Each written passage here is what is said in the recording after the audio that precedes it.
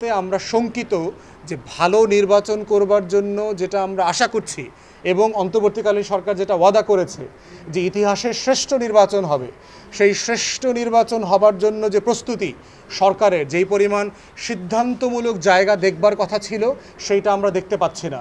নির্বাচন কমিশনের দায়িত্বের ব্যাপারেও আমরা বোধ করছি যথেষ্ট ঘাটতি আছে। আমরা বোধ করছি যে নির্বাচনের ব্যাপারে অন্তর্বর্তীকালীন সরকার প্রধানের উপরে আমরা বরাবরই আস্থাশীল ছিলাম।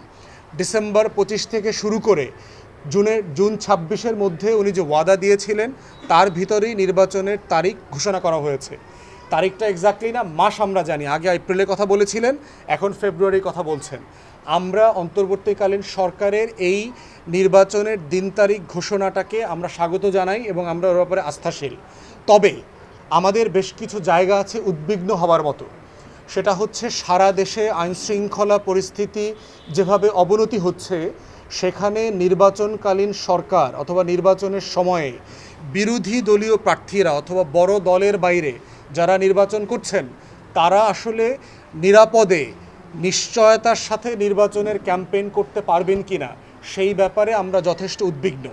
আমাদেরও যারা নির্বাচন করবার জন্য মাঠে আছেন, কাজ করছেন, আমরা প্রায় খবর পাচ্ছি এখনই ব্যানার ছিঁড়ে ফেলা, ফেস্টুন ছিঁড়ে ফেলা, পোস্টার ছিঁড়ে ফেলা, তারপর নেতাকর্মীদেরকে হুঁশিয়ার দেওয়া, ভয় দেখানো যে এরা কেন এই এলাকাতে ওই দল করে।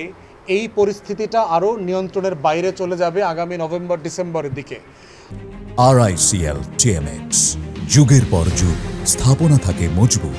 অতএব সেই জায়গাতে আমরা শঙ্কিত যে ভালো নির্বাচন করবার জন্য যেটা আমরা আশা করছি এবং অন্তর্বর্তীকালীন সরকার যেটা ওয়াদা করেছে যে ইতিহাসের শ্রেষ্ঠ নির্বাচন হবে, সেই শ্রেষ্ঠ নির্বাচন হবার জন্য যে প্রস্তুতি সরকারের, যেই পরিমাণ সিদ্ধান্তমূলক জায়গা দেখবার কথা ছিল সেইটা আমরা দেখতে পাচ্ছি না। সারা বাংলাদেশের প্রশাসনের উপরে, বিশেষ করে পুলিশ প্রশাসন, আমলাতন্ত্র, এই রাষ্ট্রীয় যন্ত্রের উপরে, সশস্ত্র বাহিনী, গোয়েন্দা সংস্থা, এদের উপরে যে পরিমাণ কর্তৃত্বশীল হওয়ার কথা ছিল, নিয়ন্ত্রণ হওয়ার কথা ছিল, সেইটা আমরা গত 1 বছরে দেখি নাই। অতএব এই ধরনের সিদ্ধান্তহীন বাস্তবতা রেখে একটা ভালো নির্বাচনের আয়োজন কতটুকু করা সম্ভব সেই ব্যাপারে আমরা শঙ্কিত। আমরা বোধ করছি এখনও ভালো সময় আছে। অন্তর্বর্তীকালীন সরকার যদি ডিসাইসিভ হয়, আগামী 3-4-5 মাসের ভিতরে বাংলাদেশের নির্বাচনের সুষ্ঠু পরিবেশ তৈরি করা সম্ভব। রাজনৈতিক দলগুলো সবাই ওনাদেরকে সাহায্য করছে, আমরা ওনাদের সাথে একসাথে কাজ করছি যে কিভাবে একটা গণতান্ত্রিক মূল্যবোধ রেখে একটা দায়িত্বশীল রাজনীতি করা যায়। আমরা রাজনৈতিক প্রতিপক্ষ আকারে একজন আরেকজনের সাথে কিভাবে দ্বিমতের সাথে হলেও একটা রাষ্ট্র গঠন প্রকল্পে একসাথে কাজ করতে পারি, সেইটা ঐকমত্য কমিশনে আপনারা দেখেছেন।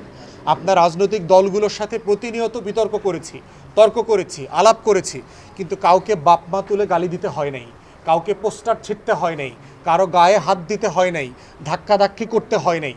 তাহলে যেই চর্চাটা আমরা ঐকমত্য কমিশনে মাসের পর মাস, সপ্তাহের পর সপ্তাহ করতে পেরেছি, সেইটা কেন তৃণমূলের রাজনীতিতে আমরা পারবো না? আমরা বিশ্বাস করি যদি আমরা রাজনৈতিক দলগুলো সচেতন হই, আন্তরিক হই এবং প্রশাসন সিরিয়াস হয়, তাহলে এই ধরনের একটা ভালো নির্বাচনের পরিবেশ সারা দেশে তৈরি করা সম্ভব। নির্বাচন কমিশনের দায়িত্বের ব্যাপারেও আমরা বোধ করছি যথেষ্ট ঘাটতি আছে।